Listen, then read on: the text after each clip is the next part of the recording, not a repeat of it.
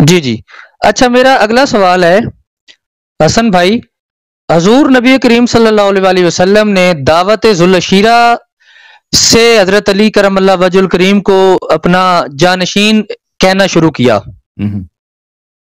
ٹھیک ہے جی، اور اس کا واضح اعلان 18 ذی الحجہ غدیر خم والے دن اعلان فرمایا، ٹھیک ہے۔ حضور نبی کریم صلی اللہ علیہ وسلم نے امام علی علیہ السلام نصب کے ذریعے امام ہیں، اتنا امپورٹنٹ مسئلہ حضور نبی کریم صلی اللہ علیہ وسلم نے 23 سال تبلیغ کی، تو انہوں نے اپنی زندگی میں حیات مبارک جیسے تمام باقی فرامین حضرت امام حسن حسین علیہ سنتوں کے سردار قرار دیا، سیدہ کو جنت خاتون جنت قرار دیا، باقی تمام اہل بیت کو سارے قرار دیا، تو اتنا بڑا امامت کا مسئلہ جو بعد میں آپ صلی اللہ علیہ وسلم کو بھی یہ ڈیفینیٹلی اللہ کے حکم سے پتا تھا کہ بعد میں امت تقسیم ہو جائے گی امامت کے اوپر یا خلافت کے اوپر جھگڑے ہوں گے، تو اتنا امپورٹنٹ میٹر جو ہے آپ صلی اللہ علیہ وسلم نے اپنی حیات مبارکہ میں کھل کے واضح طور پر اللہ کے حکم سے ڈیفینیٹلی، وہ کیونکہ ہوائے نفسی تو کچھ فرماتے نہیں تھے، تو انہوں نے کھل کے اپنی زندگی میں کیوں نہیں فرمایا؟ یہ میری ذاتی الجھن ہے، ہو سکتا ہے سوال ہو۔ دیکھیں آپ ایک بات کو یاد رکھیے کہ نبی کریم صلی اللہ علیہ وآلہ وسلم نے کیا کام کیا ہے، کیا کام نہیں کیا ہے، صلی اللہ علیہ وسلم وہ کوئی غلط کام نہیں کر سکتے، وہ کوئی کام غلط نہیں کر سکتے، بالخصوص وہ بات جو بالکل کھلم کھلا غلط ہے، جو بالکل کھلم کھلا غلط ہے، اس میں کمزوری ہے، اس عقل کے خلاف ہے، یعنی کوئی عاقل کام آدمی یہ کام نہیں کر سکتا تو وہ کام نہیں کر سکتے، ٹھیک ہے نا۔ جانشینی رسول پاک صلی اللہ علیہ وسلم کی جو ہے وہ نہایت اہم ہے، اور یہ کہ وہ بالکل بیان نہ کریں جیسے ہمارے مخالفین کہتے ہیں کہ انہوں نے کسی کو تعین نہیں کیا، طریقہ بھی نہیں بتایا کہ کس کی ہونی چاہیے، تو یہ تو ایک انہونی بات ہے، یہ ہو نہیں سکتا۔ اب انہوں نے بیان کیا ہے تو لازمی طور پہ بیان کیا ہے، اگر دعوت ذوالعشیر میں بھی بیان کیا، غدیر خم میں بھی بیان کیا ہے، تو ان پر تو اللہ کی جانب سے یہ تو بات تو صریح ہے، اللہ کی جانب سے یہ تو واضح ہے کہ وہ واجب ہے کہ وہ بلاغ مبین کر دیں، اتمام حجت کر دیں۔ نبی اسی لیے آتا ہے، اس لیے نہیں آتا، انبیاء اس لیے نہیں آئے کہ لوگوں کو مسلمان بنائیں، وہ ہمارے ہاتھ میں ہے۔ نبی صلی اللہ علیہ وسلم کسی کو مجبور نہیں کر سکتا کہ تم مسلمان ہو جاؤ، نبی صلی اللہ علیہ وسلم زیادہ سے زیادہ کسی کو گردن قلم کر دیں گے، گردن مار دیں، مسلمان نہیں ہوا تو گردن مار دیں گے، لیکن میں اپنے دل میں مسلمان نہیں ہوتا، جان بھی چلی جائے یا میں مسلمان جان بچانے کے لیے مسلمان ہو جاتا ہوں، یہ نبی کے ہاتھ میں نہیں، یہ میرے ہاتھ میں ہے، اللہ نے مجھے اختیار دیا کہ میں ایمان لوں۔ نبی صلی اللہ علیہ وسلم کے ہاتھ میں جو ہے وہ ہے کہ وہ اچھی طرح سے بیان کریں، اچھی طرح سے ایکسپلین کر دیں کہ بھئی دین یہ ہے، معجزہ میرے پاس یہ اعجاز ہے، یہ معجزات ہیں، دیکھو تم، میں فراڈی جادوگر نہیں ہوں، اور اللہ نے مجھے ان احکام کے ساتھ بھیجا ہے۔ اب کوئی ایمان لاتا ہے تو اس کی مرضی، نہیں لاتا تو بھی اس کی اپنی سزا ہوگی۔ انا ہدیناہ السبیل اما شاکرا و اما کفورا، ہم نے راستہ دکھا دیا ہے، اب کوئی شاکر بنتا ہے کوئی کافر بنتا ہے، اس کا اپنی مرضی۔ اچھا، تو نبی کریم صلی اللہ علیہ وآلہ وسلم کے پہ واجب کیا ہے کہ وہ اچھی طرح سے بیان کرے، اب اس پہ وہ نہیں کر سکتے، اس پہ ان کی کوئی کوتاہی نہیں ہو سکتی کہ دین کے معاملے کو وہ بیان نہ کریں کہ وہ حجت تمام نہ کر دیں، ٹھیک ہے نا۔ تو بالخصوص وہ باتیں جن میں اسلام کا دوام اسی پہ ہے، جو اسلام کے لیے کلیدی حیثیت رکھتے ہیں، حیاتی حیثیت رکھتی ہیں، تو وہ امامت انہی مسائل میں سے۔ اچھا، اب یہ کہنا کہ نبی کریم صلی اللہ علیہ وسلم کو اس بات کو کافی طور پہ بیان نہیں کیا، مسئلہ امامت مانتے ہیں کہ نہایت ہی اہم ہے، سب اختلاف اسی پر ہے، ایک دو دفعہ بیان کیا، ذوالعشیرہ میں بیان کیا، غدیر خم میں بیان کیا، لیکن یہ کافی نہیں ہے، یہ کافی نہیں ہے، تو یہ ہو نہیں سکتا بھائی، یہ ہو نہیں سکتا کہ نبی کریم صلی اللہ علیہ وسلم نے کافی بیان نہیں کیا۔ اس کے لیے میں آپ کے لیے بات آپ کی خدمت میں عرض کروں، اور اس کی وجہ کیا ہے؟ دیکھیں،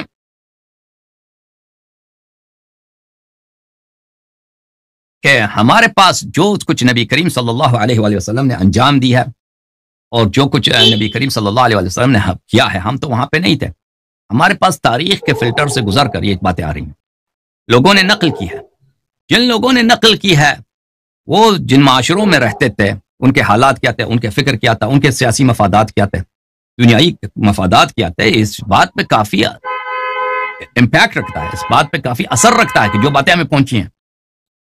سوچ رہے ہیں نا.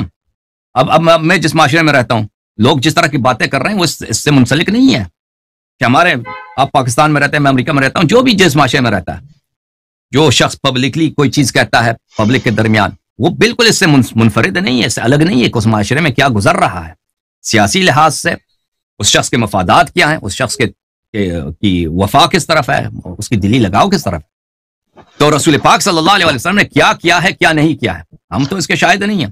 ہم اس بات کے شاہد ہیں جو ہمیں پہنچی ہے، جو ہمیں پہنچی ہے رسول پاک صلی اللہ علیہ وسلم سے. کس طرح سے پہنچی؟ ایک فلٹر سے گزر کے پہنچی ہے، وسائط سے، انٹرمیڈیری جو ہیں ہمارے درمیان، جو ناقلین ہیں، مصنفین ہیں، ان کے ذریعے پہنچی ہے. اب ان کے اپنے جس معاشرے میں رہتے تھے، ان کے اپنے مفادات کیا تھے، اس زمانے کے کیا سیاسی مصلحتیں تھیں، اس بات سے بالکل منفرد نہیں ہے کہ انہوں نے کیا چیزیں ہمارے نزدیک نقل کی ہیں. اچھا، جب یہ بات سمجھ میں آ گئی تو عزیزوں، تو سنو، تو آپ سن لیں کہ جس سب سے جو اہم مرحلہ ہے نقل حدیث کا، نقل تاریخ حدیث میں، ایک تو صحابہ کا دور ہے. صحابہ کے دور میں تو حدیث کی کوئی اہمیت تھی نہیں، کیونکہ وہ سب رسول پاک صلی اللہ علیہ وسلم کو دیکھ چکے تھے. وہ تو ان کو پتا تھا کہ پیغمبر صلی اللہ علیہ وسلم نے کیا فرمایا. وہ حدیث پھیلانے کی اتنے ایفرٹ نہیں کرتے تھے. ان کے بعد تابعین کا دور ہے. تابعین کا دور جو آتا ہے وہ بنی امیہ کا دور ہے عزیزوں. بنی امیہ کا دور ہے. بنی امیہ کون سا دور ہے؟ بنی امیہ وہی دور ہے میرے عزیزوں جنہوں نے کربلا میں امام حسین علیہ السلام کو نہ صرف شہید کیا بلکہ شہادت کے بعد ان کے بدن پہ گھوڑے دوڑائے. آپ کو پتہ ہے کس لیے گھوڑے دوڑائے؟ اب ایک شخص شہید ہو جاتا ہے، نبی کریم صلی اللہ علیہ وسلم کا نواسا ہے، اب چھوڑیے نواسا ہونے کو چھوڑ دیں، ایک عام مسلمان ہے، اب شہید ہو چکا ہے. اب کیا فائدہ کہ اس کے بدن پہ آپ گھوڑے دوڑائیں؟ عبداللہ عبید اللہ ابن زیاد لعنت اللہ علیہ نے، جو ایک تابعی ہے، اس نے عمر ابن سعد ابن ابی وقاص، عمر ابن سعد کس کا بیٹا ہے؟ سعد ابن ابی وقاص کا بیٹا ہے. سعد ابن ابی وقاص کون ہے؟ سعد ابن مالک، وہی جو عشرہ مبشرہ میں سے، خود صحابی زادہ ہے اور تابعین میں سے. اس کو خط لکھتا ہے کہ تو میرا کمانڈر ہے کربلا میں، مجھے پتہ ہے جب حسین علیہ السلام شہید ہو جائیں تو ان کے بدن پہ ضرور گھوڑے دوڑانا. مجھے پتہ ہے ان کے قتل کے بعد ان پہ کوئی اثر نہیں ہوگا، لیکن میرا دل جو ہے، میرا دل کو ٹھنڈک ہوگی اس بات سے. کیوں گھوڑے دوڑائے گئے؟ اس لیے کہ اس کے دل کو ٹھنڈک ہوگی. دیکھیں ایک عام مسلمان بھی ہوتا نا، قتل ہو جاتا، اب یہ اس کے بدن کے آپ پامال کر دیں، اس کی بدن کی سلاخی کر دیں، قصائی کر دیں، یہ کسی قاموس میں نہیں ہے، کسی ڈکشنری میں نہیں، کسی انسکلچرڈ انسان میں نہیں ہے. لیکن یہ مسلمان کس کے ساتھ کرتے ہیں؟ یہ مسلمان بنی حاکم وقت جو گورنمنٹ ہے، اس کی پالیسی کیا ہے کہ ان کی رضا کس میں؟ اس کی رضا اس میں ہے کہ اہل بیت علیہ الصلوۃ والسلام پہ کسی قسم کی وہ نرمی نہ کیا جائے. کیوں؟ کیونکہ یہ بنی امیہ میں سے، اور بنی امیہ وہ خاندان ہے جن کی رسول پاک صلی اللہ علیہ وسلم کے خاندان سے بہت دشمنی ہے. اسلام سے پہلے دشمنی ہے اور اسلام کے بعد ان کی جتنے جنگیں ہوئی ہیں ان کو ہمیشہ شکست ہوا ہے. کن کو شکست ہوا ہے؟ بنی امیہ کو. تو حکومت ان کے ہاتھ میں ہے. اب یہ وہی لوگ ہیں بنی امیہ جنہوں نے، تاریخ واضح ہے، حکومت کے لیے عبداللہ ابن زبیر نے بنی امیہ کے خلاف بغاوت کی. اس نے مکے میں اپنی خلافت بنائی. تو ان لوگوں نے کیا کیا؟ ان لوگوں نے ابو قبیس، مکہ مکرمہ میں ایک پہاڑی ابو قبیس، وہاں پہ انہوں نے منجنیق بنا دیا، کیٹاپلٹ جس کو انگلش میں کیٹاپلٹ بولتے ہیں، وہاں پہ لگا دیا. وہاں سے یہ پتھر پھینکتے تھے کعبہ شریف پر. کعبہ شریف کو انہوں نے خراب کیا، مسمار کر دیا، اور اس کیٹاپلٹ میں آگ لگا کے پھینک دیا، اس کو جلا بھی دیا. یہی لوگوں نے اپنی حکومت کے لیے. تو میرے عزیزوں، اور ان کا دشمن کون ہے؟ ان کا دشمن ہے علی ابن ابی طالب امیر المؤمنین علیہ الصلوۃ والسلام. امیر المؤمنین علیہ السلام کون ہیں؟ وہی شخص ہیں جنہوں نے مختلف جنگوں میں بنی امیہ کی فتح کو، یعنی غزوہ بدر دیکھیں، غزوہ احد دیکھیں، غزوہ احزاب دیکھیں، بقیہ جتنے جنگیں ہوئی ہیں مکہ والوں کے ساتھ، ان کی ہر فتح کو شکست میں تبدیل کیا، ان کے سرداروں کو قتل کیا ہے. اور اس کے بعد رسول اللہ صلی اللہ علیہ وسلم نے ان کو مولا بنا دیا سب مسلمانوں کا. تو اور اسی سے معاویہ نے پھر ان کو جب حکومت ملی ہے، معاویہ نے انہی کے خلاف جنگ کیا کہ یہ عثمان کے قاتل ہیں، حالانکہ امیر المؤمنین علیہ السلام کو عثمان کے قتل میں شریک نہیں تھے. ٹھیک ہے نا؟ تو یہی لوگ جنہوں نے کعبہ جلایا، جتنے جرائم مدینہ والوں کے ساتھ کیا کہ ان لوگوں نے جنگ حرہ میں ان لوگوں نے مدینہ والوں کے ساتھ یہ کیا کہ ان کے عورتوں تک پہ تجاوز کر دی. ان کے خواری عورتوں کو ریپ کر کے ہزاروں کے تعداد میں مدینہ میں مہاجرین انصار میں حرامزادے پیدا ہو گئے ریپ کی وجہ سے. اب اس دور میں حدیث کس فلٹر سے گزرا ہے عزیزو؟ مخالفین ہمارے جو مسلمان بھائی ان کی حدیث کس فلٹر سے گزرا ہے، اس فلٹر سے گزرا ہے. ایک بہت ہی تاریخ دور ہے، ایک چھوٹا دور ہے، 80 سال کا زمانہ ہے. امیر المؤمنین علیہ السلام کی شہادت سنہ 40 کو ہے. بنی امیہ کی جو حکومت کا انتہا ہے سنہ 132. کتنے سال ہیں؟ 40 سے 132 91 سال. 91 سال یعنی اس میں کتنے جنریشنز آتے ہیں؟ بہت سارے جنریشنز آتے ہیں. 91 سال میں مثلا 90 سال پہلے آپ سوچیں پاکستان جو ہے بنا ہے سنہ 1947 میں. ابھی کتنے سال ہوئے؟ 75 سال ہو گئے. اس سے پہلے 15 سال چلے جائیں 1920 میں. 1920 کے زمانے میں انڈیا میں کون لیڈر تھے؟ کن لوگوں نے ان کو دیکھا ہے انڈیا میں جو لیڈر تھے مسلمانوں کے؟ بہت کم. ابھی کوئی زندہ نہیں ہے کہ انہوں نے مثلا ابوالکلام آزاد بھی بعد میں آیا. سر سید احمد خان ہے مثلا، سر سید احمد خان، بلکہ ہم اس سے پہلے چلے جاتے ہیں. رسول پاک صلی اللہ علیہ وسلم کے زمانے تک جائیں تو 122 سال آتے ہیں. آج سے 122 سال کے زمانے آج تک دیکھیں کتنے 5-6 جنریشن آتے ہیں 120 سال میں. 5-6 جنریشن آتے ہیں، ہر 20 سال کے بعد دوسرا جنریشن آتا ہے. ٹھیک ہے نا؟ تو عزیزو دیکھیں آپ کہ اب اس زمانے میں لکھنا نہیں ہے. اگر لکھنا ہوتا بھی نا، کتابیں لکھنا ہوتا ہے، مصنفین وہی لکھیں گے جو ان کے لیے باعث ضرر نہ ہو، اذیت کا سبب نہ ہو. کہنے کا مقصد ہے یہ ہے میرے بھائی. ملاحظہ فرمائیے یہ کتاب ہے سیر اعلام النبلاء تالیف الذہبی، چاپ مؤسسۃ الرسالہ. یہاں پر الحسن البصری، حسن بصری جو بہت بڑے محدث ہیں، تابعین میں سے ہیں، زمانہ بنی امیہ میں رہتے تھے. یہاں پر ان کی زندگی نامہ میں ان کی جو حالات زندگی میں ہیں ملاحظہ فرمائیے.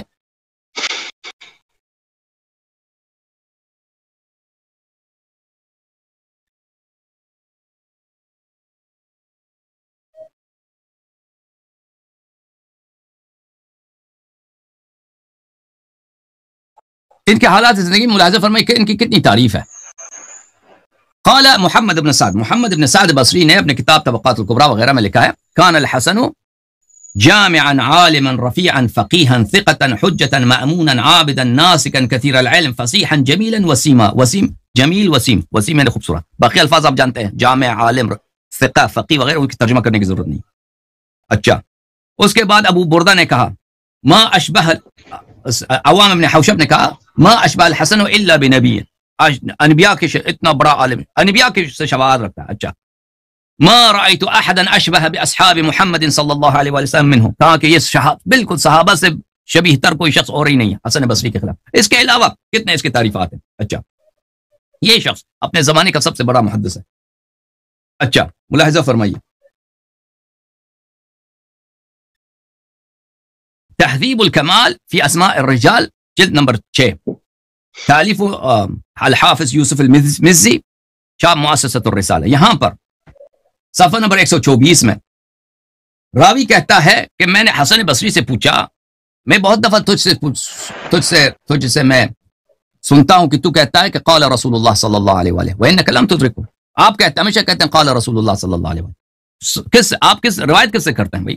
آپ تو صحابی تو نہیں ہیں، آپ روایت کرتے ہیں رسول پاک صلی اللہ علیہ وسلم سے ڈائریکٹلی. آپ تو ان کو دیکھا نہیں، آپ تو صحابی ہے نہیں. کن سے روایت کرتے ہیں؟ وہ صحابی کا نام کیوں نہیں لیتے؟ تو انہوں نے کہا کہ یا ابن اخی، اے میرے بھائی کے بتیجے، تم نے ایسا سوال کیا ہے کہ کسی اور نے نہیں سوال کیا. اور اگر ولولا منزلتک منی ما اخبرتک، اور اگر تو ایک پیارا اچھا آدمی نہ ہوتا میرے نزدیک، میری تجھ سے محبت نہ ہوتی تو میں جواب بھی نہ دیتا تیرا، کیونکہ جواب اتنا حساس ہے. انی فی زمان کما ترا وکان فی عمل الحجاج، میں جس زمانے میں رہتا ہوں تو تجھے پتہ ہے کہ حالات کیسے ہیں، اور وہ حجاج ابن یوسف کا زمانہ. کل شیء سمعتنی اقول قال رسول اللہ صلی اللہ علیہ وآلہ فهو عن علی بن ابی طالب، جو چیز میں کہہ دوں کہ یہ رسول پاک صلی اللہ علیہ وسلم سے ہے تو وہ علی علیہ السلام سے. غیر انی فی زمان لا استطیع ان اذکر علیا، لیکن ہم اس زمانے میں رہتے ہیں کہ ہم علی علیہ السلام کا نام نہیں لے سکتے. میرے بھائی، یہ حسن بصری ہے، بخاری مسلم وغیرہ سب ان سے روایت کرتے ہیں. یہ بنی امیہ کا دور ہے. یہ کہتے ہیں مثلا وضو کا کوئی مسئلہ ہے، وضو کا مسئلہ ہے، تیمم کا مسئلہ ہے، مسجد میں داخل ہونے کا مسئلہ ہے، کوئی بھی مسئلہ ہے، امامت کو چھوڑیے. وہ جرأت نہیں، اپنے زمانے کا سب سے بڑا عالم جرأت نہیں کر سکتا، کہتا ہے کہ میں یہ حدیث علی علیہ السلام سے نقل کرتا ہوں. جرأت نہیں کر سکتا یہ کہہ دے، جرأت نہیں کر سکتا کہ یہ کہہ دے کہ میں ان سے، تو آپ کہتے ہیں کہ وہ احادیث مثلا جو ان کی امامت پہ دلالت کرتی ہے، افضلیت پہ دلالت کرتی ہے، ابو بکر عمر کی خلافت کو باطل کر دیتی ہے، معاویہ کے خلاف، معاویہ کو کافر، وہ کیسے وہ نقل نہیں کرتا؟ یہ کیسے ہو سکتا ہے بھائی؟ اچھا میں آپ کی خدمت میں مزید عرض کروں کہ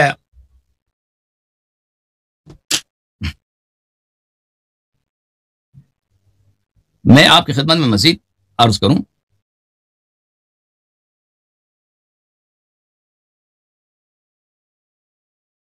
کہ نہ صرف یہ شخص حسن بصری نقل نہیں کر سکتا تھا امیر المؤمنین علیہ الصلوۃ والسلام سے، بلکہ اس کو مجبوراً ان کو برا بھی کہنا پڑتا تھا، برا بھی کہنا پڑتا تھا۔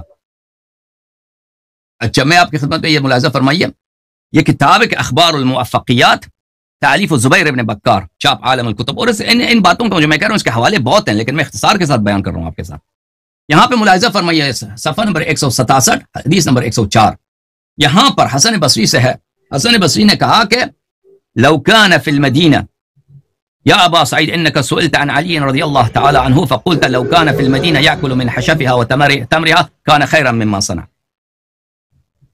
میں نے ابو حسن بصری سے کہا کہ آپ نے فرمایا ہے کہ اگر علی علیہ الصلوۃ والسلام خلافت قبول نہ کرتے مدینے میں بیٹھتے اور وہاں پہ مدینہ کی جو گٹیا کھجور ہیں وہ کھاتے، مدینہ کی گٹیا سے گٹیا کھجور کھاتے، اس سے بہتر تھی کہ وہ انہوں نے خلافت کیا، عائشہ سے لڑائی کیا، معاویہ سے لڑائی کی، یہی کرتے۔ فرفع رأسه الیہ، اس نے اپنا سر اوپر کیا اور کہا فقال ابن اخی کلمۃ باطل حقدت بها دمی، اس نے کہا کہ جی بھتیجے میں نے غلط بات کی لیکن میں نے اپنی جان بچائی ہے، میں نے یہ کلمہ باطل اس لیے کہا کہ میں نے اپنی جان بچانے کے لیے مجبور تھا۔ تو ایک ایسا شخص ہے، دیکھو عزیزو، نہ صرف وہ حدیث نقل نہیں کر سکتا، طہارت پہ، وضو کے مسائل پہ حدیث نقل نہیں کر سکتا علی علیہ الصلوۃ والسلام امیر المؤمنین علیہ السلام سے، بلکہ اس کو گالی بھی دینا پڑتا ہے، برا بلا بھی کہنا پڑتا ہے امیر المؤمنین علیہ الصلوۃ والسلام سے۔ اور یہ ایک طویل دور ہے بنی امیہ کا، اس کے بعد دور کس کا ہے؟ اس کے بعد دور بنی عباس کا ہے، اس میں ان کے زمانے میں بھی یہ ہوتا تھا۔ اچھا میں آپ کی خدمت میں عرض کروں کہ ایک راوی ہے عطیہ العوفی، عطیہ العوفی کے ساتھ کیا ہوا؟ اتنا اپنے زمانے کا بہت بڑا راوی، میں آپ کی خدمت میں عرض کروں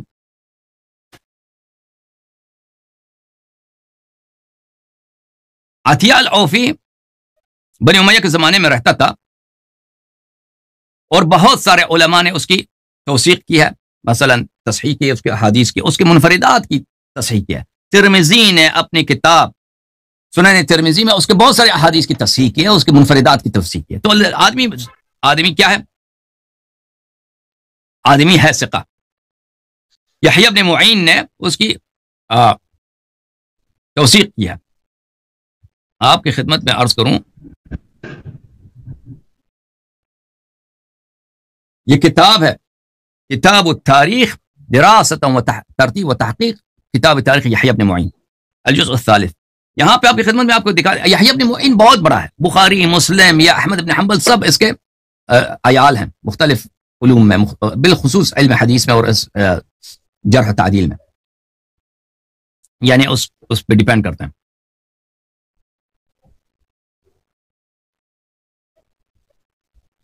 یہ صفحہ نمبر 500 ہے میرے عزیزو، صفحہ نمبر 500۔ جی سر، جی سر، کیا نام تھا آپ کا؟ نام بھول گئے میں آپ کا۔ اچھا دیکھیں فیصل، کیا نام؟ میرا نام فیصل ہے۔ فیصل صاحب، جی سر، کیا کہنا چاہ رہے ہیں؟ دیکھیں اس کا جواب آپ نے شروع میں دے دیا، اب یہ جو آگے باتیں ہو رہی ہیں یہ میرے سوال سے میں نہیں سمجھا کہ ریلیٹڈ ہیں، بہت ریلیٹڈ ہے، آپ نے جو بہت ریلیٹڈ ہے۔ آپ پوچھ رہے ہیں کہ رسول پاک صلی اللہ علیہ وآلہ وسلم نے کیوں امامت امیر المومنین علیہ السلام کی مزید بیان نہیں کی نا؟ میں آپ کو بتا رہا ہوں کہ آپ کہاں سے کہہ رہے ہیں کہ مزید بیان نہیں؟ آپ خود تو وہاں نہیں ہیں، آپ خود پیغمبر صلی اللہ علیہ وسلم کے زمانے میں نہیں تھے۔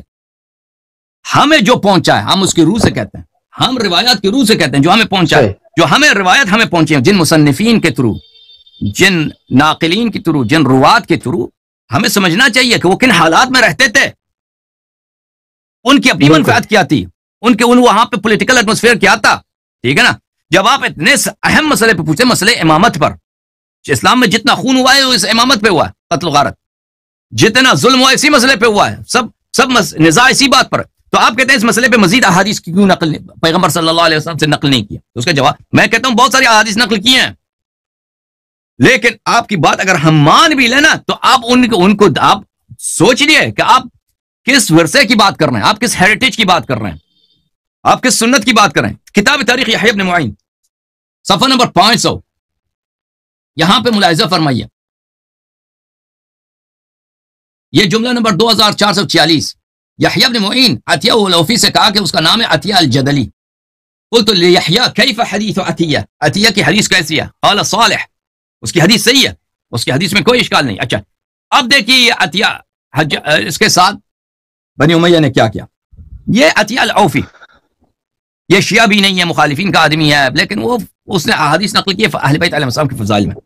الاعلام تالیف الزرکلی، خیر الدین زرکلی کے الاعلام جز نمبر 4، چھاپ دار عالم الکتب، یہ کتاب چھپی سنہ 2002 میں۔ یہاں پہ آپ کو لے کے چلتے ہیں صفحہ نمبر 237 میں، 237 صفحہ نمبر 237 میں یہ عطیہ العوفی کا یہ ہے، عطیہ العوفی، اس کی ولادت ہے سنہ 111،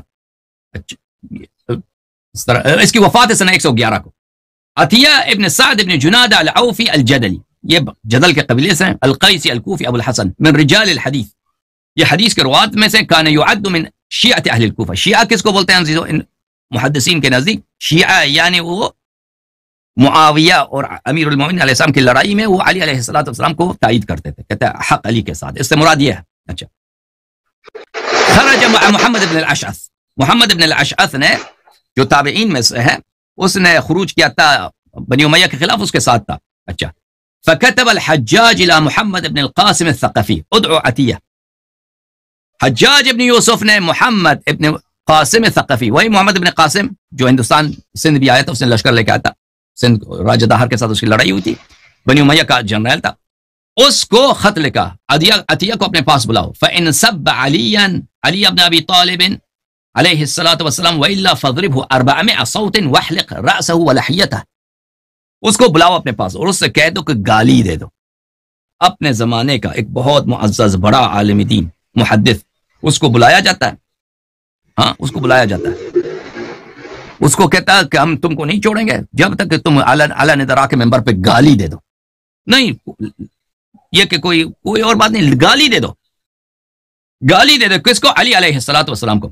اگر یہ گالی دے دے تو ٹھیک، وإلا فاضربه 400 صوت واحلق رأسه ولحيته، گالی دے دے تو ٹھیک، نہ دے گالی نہ دے تو اس کو 400 کوڑے مارو۔ دیکھو عزیزو، آدمی جو ہے 400 کوڑے برداشت کرنا، زندہ رہنا بہت مشکل ہوتا ہے۔ 400 کوڑے کہا کر، وہ بھی اگر عمر رسیدہ شخص ہو، اس کا زندہ بچنا بہت مشکل ہوتا ہے۔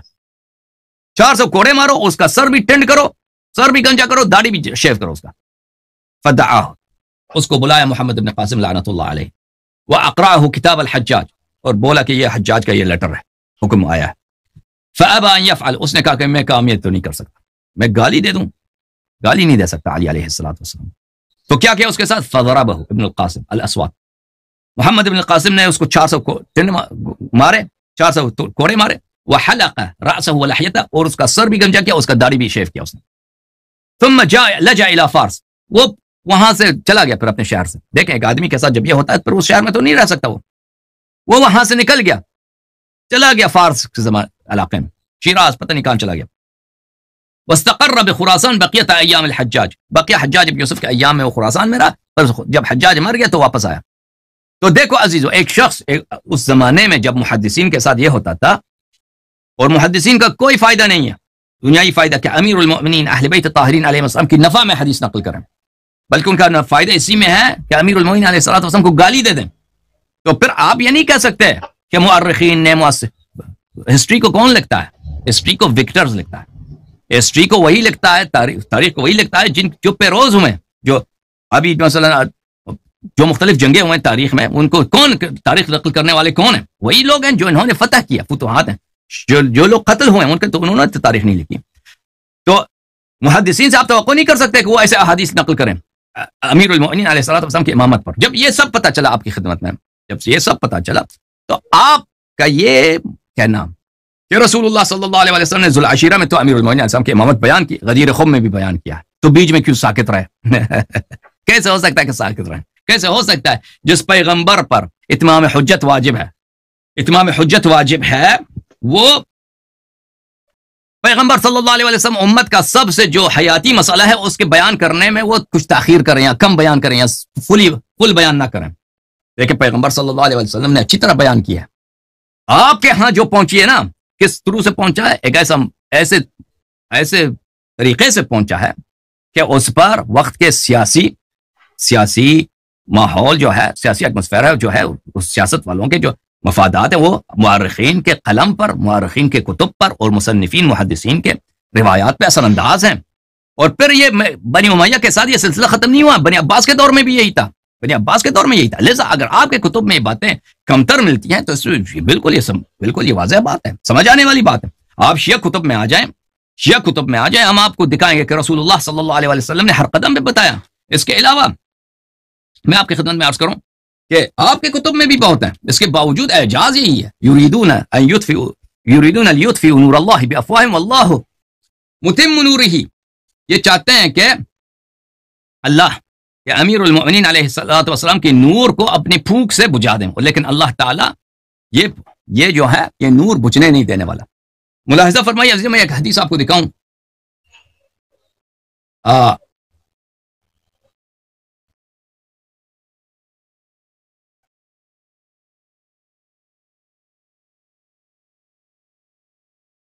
آپ کا پکچر ابھی آئے گا فیصل بھائی، میں نے فل پیج کیا تاکہ پورا صفحہ نظر آئے۔ اچھا، عمران ابن حسین کہتے ہیں، حسین ساتھ کے ساتھ رسول اللہ صلی اللہ علیہ وسلم نے ایک لشکر بھیجا، امیر المؤمنین علیہ السلام کو اس لشکر پہ خلیفہ بنایا، یعنی اس کو وہاں پہ امیر بنایا۔ لشکر چلا گیا، وہاں پہ ہمیں لشکر کو ایک لونڈی ملی ہے، وتعاقد اور امیر المؤمنین علیہ الصلوۃ والسلام نے کہا کہ یہ لونڈی میری ہے۔ اچھا، فانکروا علیہ، صحابہ کو یہ بات پسند نہیں آیا۔ وتعاقد اربعۃ من اصحاب رسول اللہ صلی اللہ علیہ وسلم، 4 صحابہ نے تہیہ کر لیا کہ ہم اس کی شکایت کریں گے پیغمبر صلی اللہ علیہ وسلم۔ انہوں نے کہا کہ ہمیں ملاقات ہو جائے رسول پاک صلی اللہ علیہ وسلم سے، بتائیں گے کہ علی علیہ الصلوۃ والسلام نے غلط کام کیا ہے، اس مال پہ انہوں نے، لونڈی پہ جو ہے انہوں نے اپنا قبضہ کیا ہے۔ اچھا، وکان المسلمون اذا رجعوا من سفر بدأوا برسول اللہ صلی اللہ علیہ وسلم، مسلمان جب سفر سے آتے تھے پہلے پیغمبر صلی اللہ علیہ وسلم کے پاس جاتے تھے، فسلموا علیہ ثم انصرفوا الى رحالهم، پہلے سلام دیتے تھے پھر اپنے جو ان کا اپنا جو منزل تھا وہاں پہ چلے جاتے تھے۔ فلما قدمت السریہ، جب لشکر واپس پہنچی ہے، سلموا علی النبی صلی اللہ علیہ وسلم، نبی کریم صلی اللہ علیہ وسلم کو انہوں نے سلام دیا۔ فقام احد الاربعہ، 4 صحابی نے جو آپس میں انہوں نے کیا کیا تھا، آپس میں تہیہ کیا تھا کہ ہم کیا کریں، شکایت کریں گے۔ قال یا رسول اللہ صلی اللہ علیہ وسلم الم تر الی علی ابن ابی طالب علیہ السلام صنع کذا وکذا، انہوں نے ایک صحابی نے مثانی، جب اس نے یہ کہا فاعرض عنہ رسول اللہ صلی اللہ علیہ وسلم، رسول اللہ صلی اللہ علیہ وسلم نے ان سے اپنا چہرہ موڑ لیا۔ ثم قام الثانی، پھر دوسرا کھڑا ہو گیا، اس نے بھی شکایت لگائی، رسول پاک صلی اللہ علیہ وسلم نے اپنا رخسار مبارک موڑ لیا۔ پھر تیسرا کھڑا ہو گیا، اس نے بھی تیسرے ہی کی طرح اس نے شکایت کیا، رسول پاک صلی اللہ علیہ وسلم فاعرض عنہ، انہوں نے بھی اعراض کیا، منہ پھیر لیا۔ ثم قام الرابع، چوتھا صحابی کھڑا ہو گیا، اس نے بھی شکایت کیا۔ فاقبل الیہ رسول اللہ صلی اللہ علیہ وآلہ والغضب يعرف فی وجہ، رسول پاک صلی اللہ علیہ وسلم اس شخص کی طرف پھر گئے اور غضب ان کے چہرے پہ پیدا ہے۔ انہوں نے کیا فرمایا، ما تريدون من علی، ما تريدون من علی، ما تريدون من علی، تم لوگ علی علیہ السلام سے کیا چاہتے ہو، تم لوگ علی علیہ السلام سے کیا چاہتے ہو، تم علی علیہ السلام سے کیا چاہتے ہو۔ دیکھو 4 صحابی، صاحب تقوی، عادل، فلان فلان فلان، جنگ سے واپس آئیں، جہاد سے واپس آئیں، شکایت کر رہے ہیں۔ تو نبی کریم صلی اللہ علیہ وسلم کو چاہیے کہ کیا کریں، انویسٹیگیٹ کریں کہ بھئی کیا ہوا ہے، شکایت کی کیا وجہ۔ شکایت کرتے ہی منہ پھیر لیتے ہیں غصے سے، غضب سے۔ اللہ نے کیا فرمایا رسول صلی اللہ علیہ وسلم، وَأَعْرِضْ عَنِ الْجَاهِلِينَ، جاہلوں سے اپنا منہ پھیر لو۔ اور یہ جاہل جن سے فرمایا کہ منہ پھیر لو، یہ اکثر منافق ہوتے تھے، اکثر مشرک ہوتے تھے۔ وہ جاہل جو منافق ہیں، مشرک، وہ جاہل جو آ کے سوال کرتے ہیں سیکھنے کو، وہ جاہل نہیں ہوتا، اس کس سے نہیں کہا، وہ جو منافق ہوتے ہیں، مشرک ہوتے ہیں، ان سے منہ پھیر لو، ٹھیک ہے نا۔ رسول پاک صلی اللہ علیہ وسلم نے منہ پھیر لیا۔ 4 صحابی نے شہادت دیا، 2 صحابی شہادت دیتے تو بیانہ ہوتا ہے، 4 صحابی نے شہادت دیا۔ رسول پاک صلی اللہ علیہ وسلم نے کہا کہ تم کیا چاہتے ہو علی علیہ السلام سے، تم کیا مانگتے ہو ان سے، تم کیا چاہتے ہو۔ ان علی منی وانا منہ، علی علیہ السلام میرے ہیں اور میں ان کا ہوں، وہ میرے ہیں وہ میں ان کا ہوں. تم آ کے ان کی شکایت میرے سے کرتے ہو، وہ میرے ہیں میں ان کا ہوں. اب کوئی اگر صرف رشتہ داری کی بات ہوتی نا، رشتہ دار تو بہت ہیں، اور نبی کریم صلی اللہ علیہ وسلم کے رشتہ دار غلط کام کر سکتے ہیں. اس طرح نہیں ہے کہ نبی صلی اللہ علیہ وسلم کا کوئی اگر رشتہ دار ہے، ان کا سکا چچا ہے، سکا تو نہیں خیر چچا ہے، ابو لہب، ابو لہب کے نسب میں کوئی شک ہی نہیں ہے. آج بھی کوئی شخص ابو لہب کی نسل سے ہو، سادات ہیں ابو لہب کے نسل سے لیکن چھپاتے ہیں، ان کو خمس آپ دے سکتے ہیں. ابو لہبی جو سید ہیں ان کو آپ خمس دے سکتے ہیں. اچھا ابو لہب وہ بالکل کافر مشرک مر گیا، وہ ابو تبت یدا ابی لہب متاب. فرمایا ان علی منی وانا منہ وهو ولی کل مؤمن من بعد، یہ علی علیہ السلام منی وانا من، میں علی علیہ السلام کا ہوں، وہ میرے ہیں. یہ رشتہ داری کی بات نہیں ہے، یہ اس بات کی طرف ہے کہ صحابہ شکایت کر رہے ہیں کہ ان سے غلط فعل ثابت ہوئے. پیغمبر صلی اللہ علیہ وسلم فرماتے ہیں وہ میرے سے ہیں میں ان کا ہوں. یعنی یہ عصمت کی دلیل ہے عزیزو کہ ان کا ہر فعل صحیح ہے. میں آپ کی شکایت کے انویسٹیگیٹ نہیں کروں گا، میں یہ ان سے غلط بات کی نسبت دینا ہی آپ کی غلطی ہے. آپ ان سے غلطی کا نسبت دے رہے ہیں، اس بات پہ مجھ سے غصہ ہے، غلط ہے. وَإِلَّا اگر امیر المؤمنین علیہ السلام جائز الخطا فرد ہوتے ہیں، صحابہ نے شکایت کی ہے، صحابہ پہ غصہ کرنا غلط ہوتا، انویسٹیگیٹ کرنی چاہیے، تحقیق کرنی کہ انہوں سے کیا بات صادر ہوئی. پھر جملہ دیکھیں وَهُوَ وَلِيُّ كُلِّ مُؤْمِنٍ مِّن بَعْدِ، وہ میرے بعد ہر مومن کے ولی ہیں. اگر مومن یہاں پہ دوست کے معنوں میں ہوتا، معاف کیا ولی دوست کے معنوں میں ہوتا، وہ مومنین کا دوست ہے. یہاں پہ دو اشکال ہوتے ہیں، بعدیت کا کوئی معنی نہیں ہوتا. بعدیت میرے بعد، ابھی دشمن ہے کیا؟ آپ جب مریں گے تو دوست بنیں گے، یہ بالکل غلط معنی. دوسری بات وہ دوست ہیں، دوست بہت انسان کے دوست ہوتے ہیں جو مال اٹھاتے ہیں، غلط کام کرتے ہیں، ظلم کرتے ہیں. وہ مومن ہر مومن کا دوست ہے یا ہر مومن کا ناصر ہے. ہر مومن کا ناصر، مسلمان سب ایک دوسرے کے ناصر ہیں، نصرت کرنا واجب ہے. لیکن مسلمان جو مسلمانوں کو ناصر ہے وہ ہو سکتا ہے کہ غنیمت کے مال میں وہ غلط فیصلہ کر دے، انویسٹیگیٹ کرنی چاہیے، ٹھیک ہے نا. تو رسول پاک صلی اللہ علیہ وسلم دفع کر رہے ہیں اس اشکال کو. اشکال آ ہی نہیں سکتا کیونکہ وہ میرے سے، وہ مجھ سے، اور وہ ہر مومن کے ولی ہیں میرے بعد. اس سے میں واضح طور پہ کہ ولی ویسی معنوں میں ہے کہ سرپرست کے معنوں میں، حاکم کے معنوں میں، فرمان روا کے معنوں میں. تو آپ نہ کیا کہ رسول پاک صلی اللہ علیہ وسلم نے صرف کہاں پہ بیان کیا؟ دعوت ذی العشیرہ میں بیان کیا، غدیر خم میں بیان کیا. آپ لوگوں کے حدیث کم ہیں، یعنی جس طرح ہونی چاہیے اس طرح کم ہے، جس طرح شیعہ کتب میں زیادہ، اس طرح آپ لوگوں کے ہاں نہیں ہے. اس کی وجہ یہ ہے. لیکن اس کا مقصد یہ نہیں ہے کہ حدیث نہیں ہے، حدیث بہت سارے ہیں، وہ حجت ہیں، یہ حدیث حجت ہیں، سب پہ امامت ثابت ہوتی ہے ان سے. لیکن آپ کہتے ہیں نا کہ آپ اچھی طرح یاد رکھیے کہ نبی کریم صلی اللہ علیہ وسلم کے تمام جملے ہم تک نہیں پہنچے، کچھ جملے ہم تک پہنچے، کچھ اسٹیٹمنٹس، کچھ احادیث ہم تک پہنچے، اور جو پہنچے ہیں کس طرق سے پہنچے ہیں؟ جو مخالفین کے ہاں ان طرق سے پہنچے ہیں، جو ان روات سے ہیں، جو روات جس حالات میں رہتے تھے، روات کے بھی اپنے تعصبات ہوتے تھے، بہرحال وہ سب سے متاثر ہیں. جی سر مزید بولیں.